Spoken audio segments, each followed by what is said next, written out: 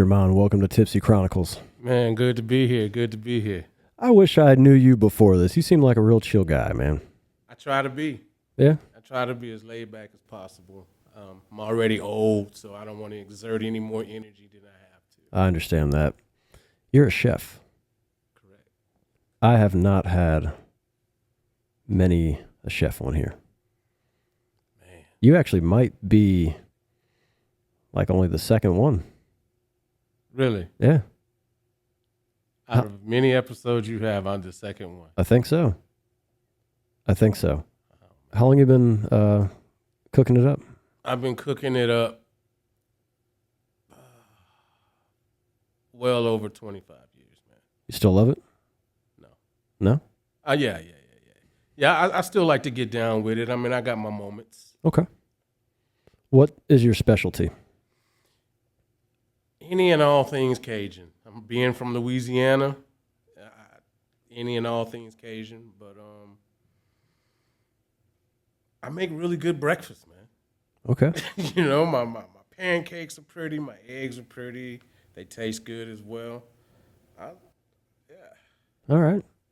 How long have you lived in Texas? I've lived here off and on probably the last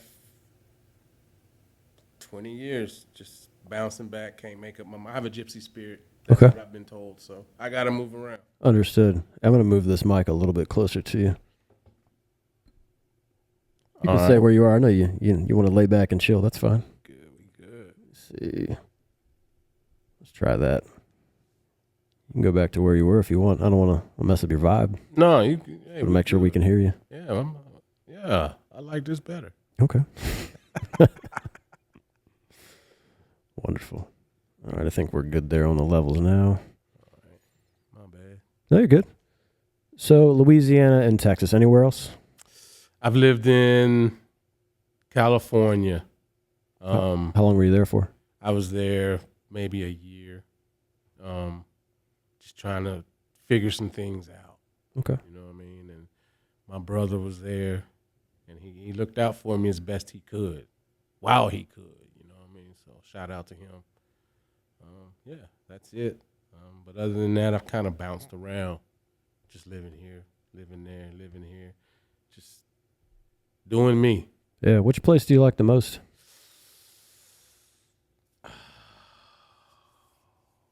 Place I like the most would have to say, man, I was in Cali, man. I was in Oakland. You know, it was kind of rough and rugged there at the time.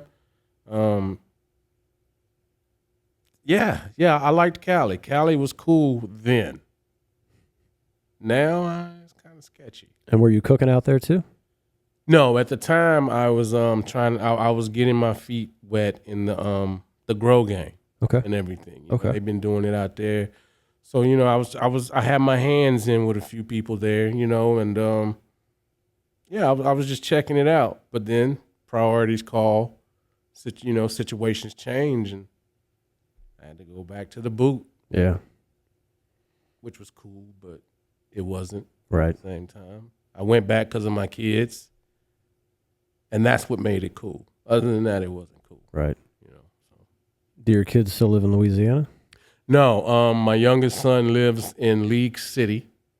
Okay. And my oldest lives in Dallas. Okay. And everything. They're both doing their thing. Shout out to them guys. And they hate Louisiana.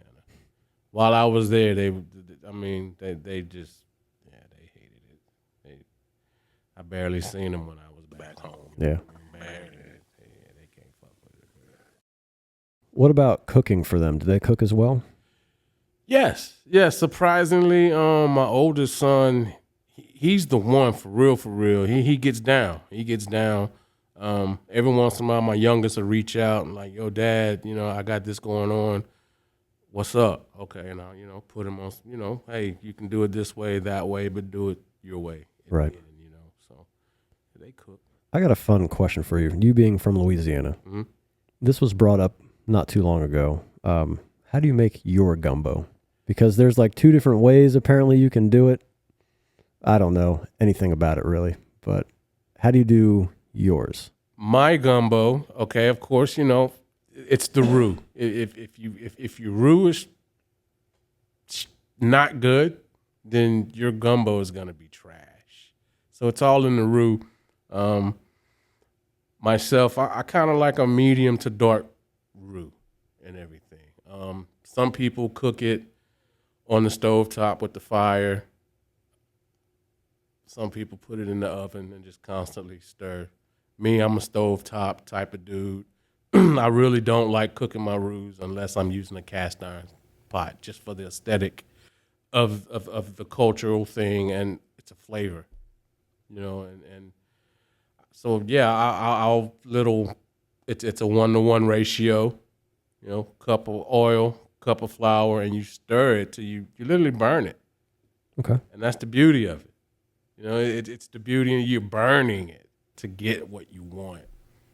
And the more burnt it is, the darker the color, the rich. It's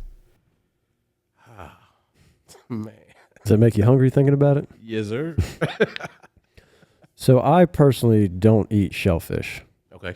So for me, I know there's like a chicken sausage gumbo you could have and stuff like that, but I know that most gumbo people say is with shellfish, right? Shrimp most. Shrimp, yeah. Yeah. So I don't mess with it.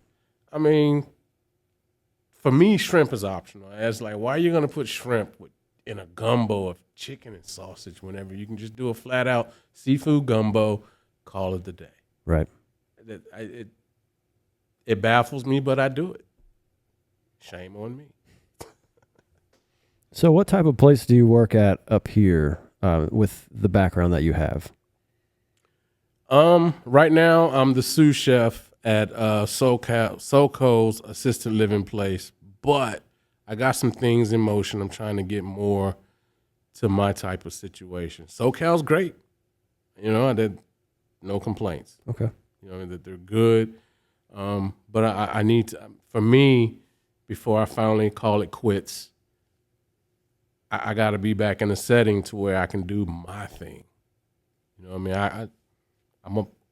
that guy, and I'm gonna say it. I'm gonna pat myself on the back. I do my thing in the kitchen, man, and everything. I gets down. So right now I'm at SoCal, but they're cool, man. They're cool. It's more, it's still scratch cooking and everything. You still gotta cook from scratch. It's not a lot of box stuff and everything. Everything's fresh, which is cool. But I'm a creative type of dude. You know what I'm saying? Like, I'm Picasso with the pots and the pans. I love that. And presentation. That's my thing. That's where my strong point is, the presentation. That's my strong. My food tastes good, but I can guarantee it's gonna look better than it tastes because that's where I put that. To me, that's where the fun is. It's anybody can cook, man. Have you ever thought about doing like people do pictures of this stuff all the time? Mm-hmm. Like, have you ever thought about making like an Instagram page or a Pinterest page with like the stuff that you make? Yeah. I got tons of pictures in my phone. I have some things on my Instagram that they need to be updated, but they still nice. But I do need to upgrade it. You are absolutely correct. That is where I'm lacking at, because for a while there I was like, I'm burnt out. Right. So I stepped away from it and everything, but at the end of the day, man, that's what I do. So yeah, I got pictures. I need to post more pictures. I need to get more current with my thing, shame on me. My bad, y'all. I mean, just talking about you being Picasso, I'm intrigued to see what these dishes look like. So I'm on Instagram, man. You want to tell everybody your handle so they can check you out? Mr. Webe. Mr. Webe 31 on Instagram. Just check me out. And you've got a nickname, which is your name. It's Webe. Right. And where did you get that from? Oh, man. Okay. All right. Here we go. So there was this toy back in the day, and I had every piece of it. The city. It was like the Sweet Pickles, but it was Weeble Wobbles. And so that's where it came because, I'm a big kid playing football outside. Hey, give Weeb the ball. So I'm the guy getting hit, but they couldn't knock me down though. So that's where it comes from. Because if you really know the weeble wobble thing, it has the little metal in the ball, and you can't knock them over. They'll just weevil around. Yep. So that's me, weeble wobble, man. You know what I'm saying? I like it. That's me.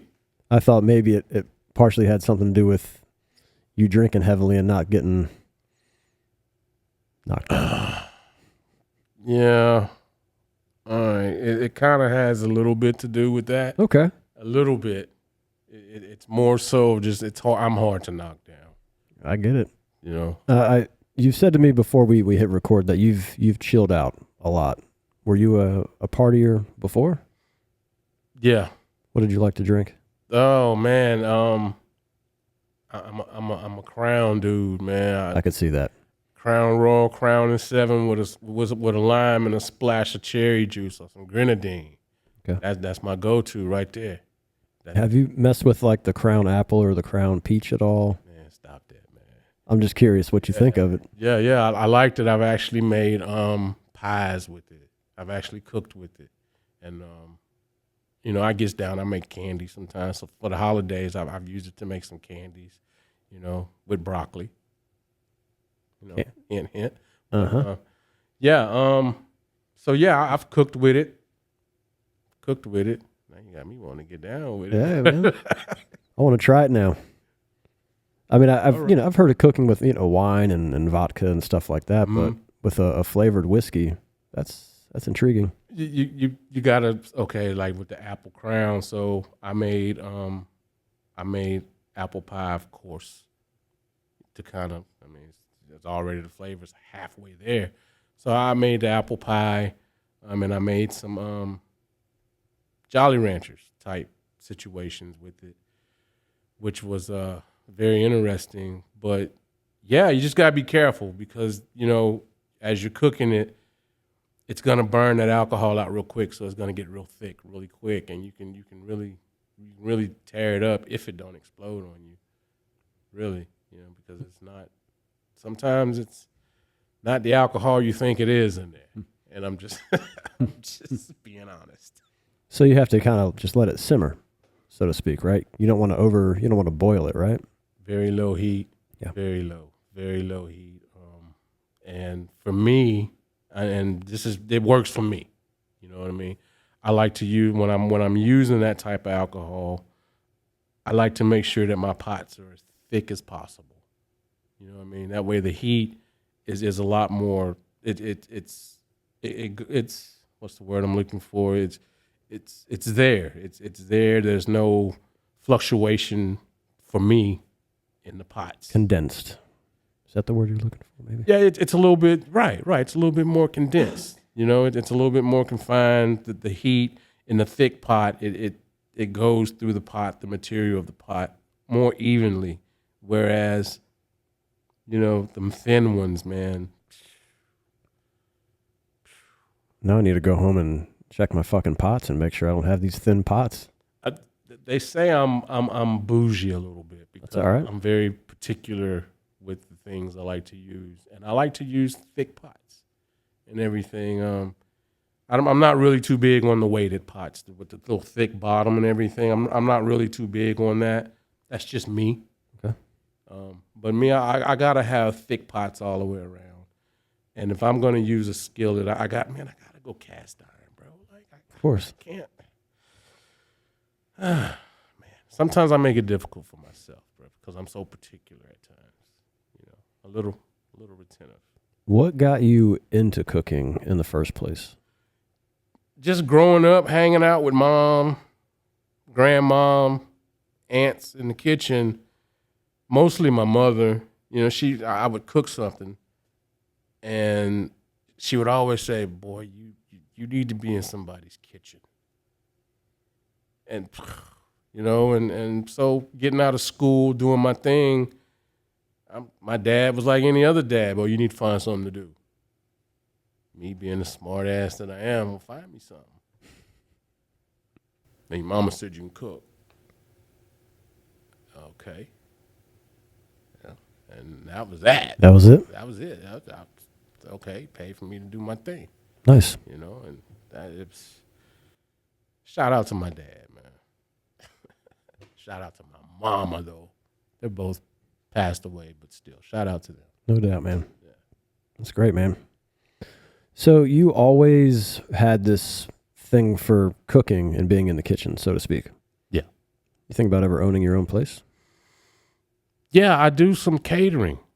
Like I'll do some catering. Every once in a while, I might do a little private event or something like that. But to go full blown, yeah, I've thought about it. It's just I got to get procrastination out the way.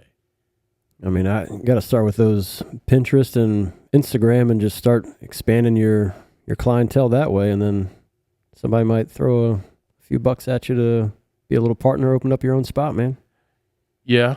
Yeah. I've there was a restaurant that some friends of mine, and they were like, hey man, can you help us open a restaurant, kind of bring like a little, Cajun flair to it in the middle of New Mexico, Las Cruces, New Mexico, right there on the border. And so that was cool. I've done some things. I've helped people, like get their food trucks going. I've help people come out with menus and stuff like that. But as far as doing my own thing, yeah. I guess I just got to get over the procrastination phase and step with faith instead of fear. No doubt. Now, I know you have an injury from a story that we're about to talk about. How, because it's in your hands, how does that affect your passion? I had to adapt. I can't hold certain things the way I need to hold them, so I had to adapt. So with the adaptation came using proper PPE, proper gear to get it done. It bothers me sometimes, especially whenever I'm working and I have people checking me out while I'm doing my thing. It kind of messes with my psyche a little bit. Like, man, this kind of looks crazy. I'm holding this very improper, but yet and still I'm trying to tell people to be proper and safe and this and that. Whereas my injury enables me to really do that a little bit. Yeah. So I got to work around. I can still get down though. Yeah. I can still cut pretty fast. I just got to be a lot more cautious. The fact that you didn't stop, though, that you didn't let it stop you, is great. It's amazing, even though, as you say, basically it kind of discourages you a little bit, so to speak. Yeah. But you're still doing it, man. You're still doing it. Yeah. I just feel that I could be better. You know what I mean? That's just me. Of course. Ego, pride type situation, getting the best of me. But I'm learning. Yeah. I'm learning. And I have learned, working with other chefs and everything. And man, hey, you're getting it done. Exactly. Don't worry about it. Yep. But still, at the end of the day, I'm a man. And, I believe some men have ego issues on certain things, and I'm one of those men. I'm that guy. Yeah, but you're Picasso, man. You can still get shit done. Oh, yeah, I'll get it done. Mm-hmm. I'll make it happen. We'll make it happen, bro. And it's going to taste good. Well, I want to try some of that stuff. Yeah, for sure. So tell us what happened, where this all started. Okay, so back in my younger days, just hanging out, in and out the bar scene, trying to find myself or whatever. I pretty big dude. I took martial arts and everything, so I could do some damage unexpectedly. That's a big dude. He can't do nothing. Shit. I kick you in your face, bro. You know what I mean? I was tapping fools out before they was tapping fools out. Straight up, like holding, like choke holding. That's, man, come on now. But the situation broke out in the club, man, and that my brother was DJing at. He was a DJ. I gets down on the turntables too, yo, just so you know. So situation broke out. There was a fight, so we broke the fight up, right? And breaking up the fight, I'm holding a guy in, back in the day, what I called my signature chokehold. Well, while holding him, another guy, blam, blams him in the face. Whole nother situation breaks out. Okay, cool. So, we get everything under control. He go do his thing. Everybody, I'm sitting there chilling out, chilling. Well, this dude walks up to me with my brother, right? And I'm like, oh man, what's going on? What's this about? So my brother leans over to me and he's like, hey man, this dude's tripping. So while that's going on, the guy is literally like, it's him. He held me while I got punched. He's the reason I got punched. Well, dude, you was out of line, you was out of pocket. Yeah, I was holding you. Yeah, you got punched and everything. That got dealt with. And so my brother was like, yo, okay, that's crazy, because this guy walked up to me, told me he'll pay you $50. Pay me $50 if I come knock you out. So my brother hands me 25 of that 50. Dude, mind is blown. Okay, so the night goes on, and everything. End of the night, we're cleaning up. I'm getting ready to leave the bar. I'm in Lake Charles, Louisiana, back in those days, man. And yeah, I'm going to bring it there. Being a black dude back, it was pretty crazy. So walking out the bar, I get jumped by the guy that I was holding. You know what I mean? They jumped me. Him and some of his guys, they jumped me. They got me. It is what it is. And in the midst of that is where my finger got tore up. You know what I mean? Because it was the placement of the hand and everything. And the way I had my hand and they're stomping on it, it messed it up. So as I'm getting up, they stomp on it again. Shattered it's just shattered, like my finger just shattered. And because of being a hard-headed dude back in the day, didn't want to go get it fixed properly. You know what I mean? And so the way the knuckle regrew, I can't properly grasp things when I cut, which I've almost lost the tip of this finger a few times because of, you got to hold it. That blade, the whole purpose is when you have eagle clawing your onions or what have you, the safety mechanism is the blade is going to wipe against the knuckle so you won't cut yourself. Whereas here, you know what I mean? Yeah. And when you're in that zone, man, and you're cooking and everything and you get bumped, somebody make you lose your focus, your train of thought or whatever, that protrudes a little too much. Yeah. You know what I mean? And yeah, I could go get it fixed right now, but I'm kind of like, what's the point? I mean, I think you might want to. There's a big point to that, man. You said it discourages you. Even though you're still doing what you want to do, right. You could be doing more. You said that yourself. I mean, you're not wrong. I mean, you're just being stubborn at this point. And this was how long ago? Man, this was... This was like 98, 99. Yeah. This was... It was back then. Yeah. It was back then when it was good, though. Yeah. When things were good. Did you ever see those guys again? Did anything happen to them? The crazy part about it is the guy that actually stepped on my hand, he and I are good friends to this day. How'd that happen? We met through a mutual friend. And we got to talking, and it's like when we met again years later, you're kind of looking at somebody like, man, I know that dude. And we kind of that's the vibe he and I had all night. We were at a birthday party through a mutual friend. And then so at the end of the night, the friend catches wind of, hey, that's the dude, and hey, that's, and so she made us talk. And the dude apologized, but his reasoning for that was he was just trying to fit in with the crowd he was hanging out with. He's a totally different dude than the crowd that he was with. Now, some of the crowd that he was with, they're still that crowd. even at our age, there's still that crowd. But this dude, you know, hey, big ups to him. Shout out to that guy. Yeah. You know, but yeah, we're friends now. You know, when I see him or sometimes when we talk to him, you know, sometimes I'll bring it there in my mind, like, man, I ought to smack this motherfucker. You know what I mean? He fucked me up for life. Yeah. I ought to smack this dude. But, you know. I mean, full circle. That's incredible that you can be friends with this guy. That's a big shout out to you.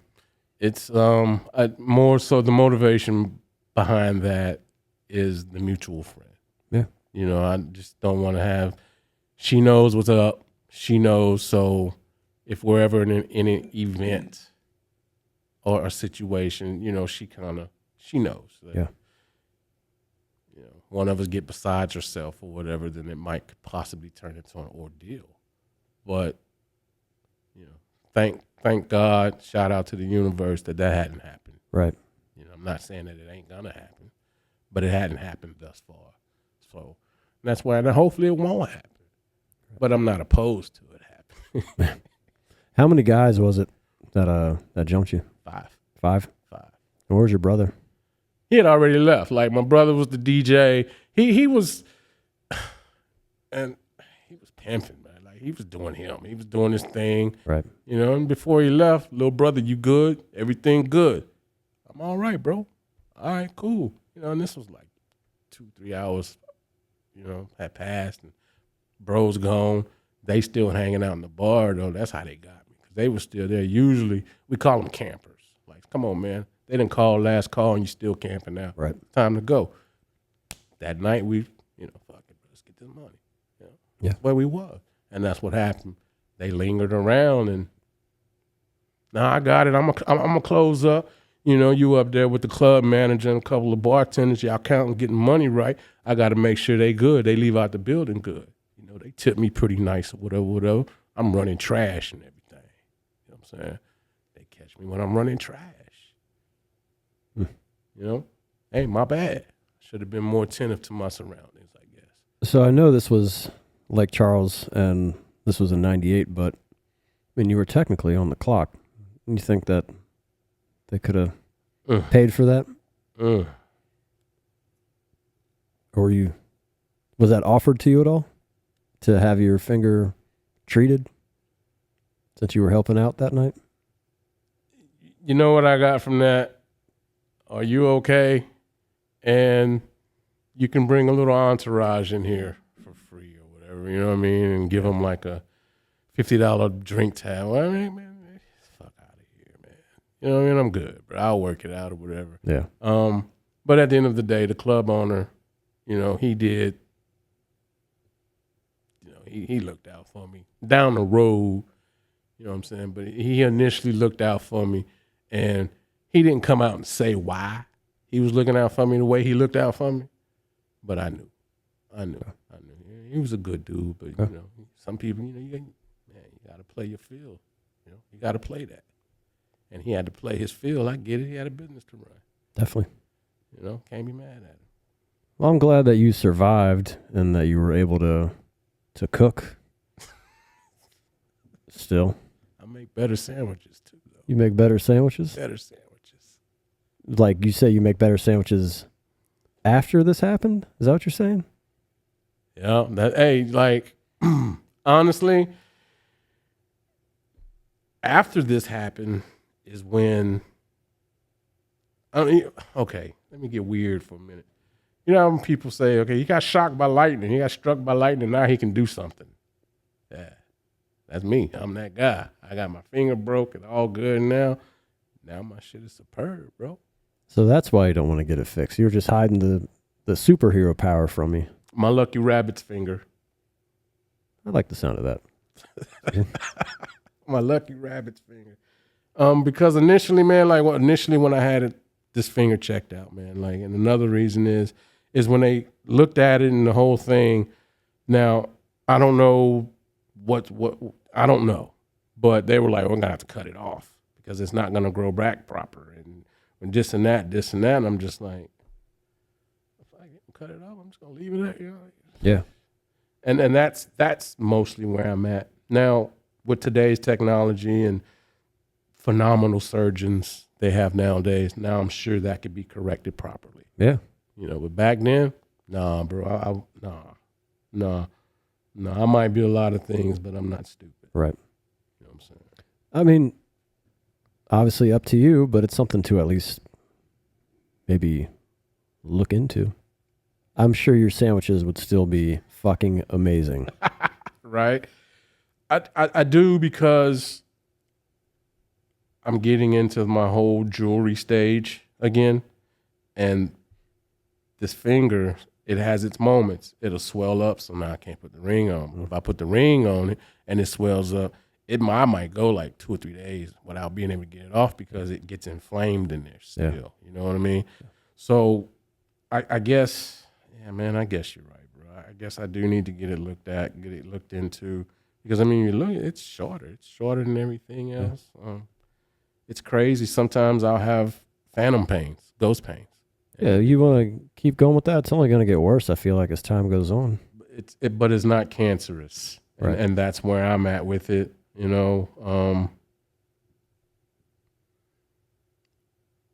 Like I said, you're not wrong. You're not wrong. You're not wrong. You're not wrong, man. I don't know, man. Like I said, I got to step with more faith instead of fear. Definitely. You know what I mean? Definitely. Well, I would love to have you back on here. Maybe we can talk about it some more again. We'll check in and just see if you decide to go down that road or not. Will do. And hey, let's do this again. And knowing that I'm coming, I'll bring you something that these hands made. I'm excited for that. And I promise you, man, you'll want it again. And then maybe you could help me jumpstart what I need to do or whatever after you taste my get down. I would love to. Definitely, man. Let's make it happen. Jermond, thank you so much for being on here, man, and we will see you soon. Yes, sir. Thanks for having me. Cheers.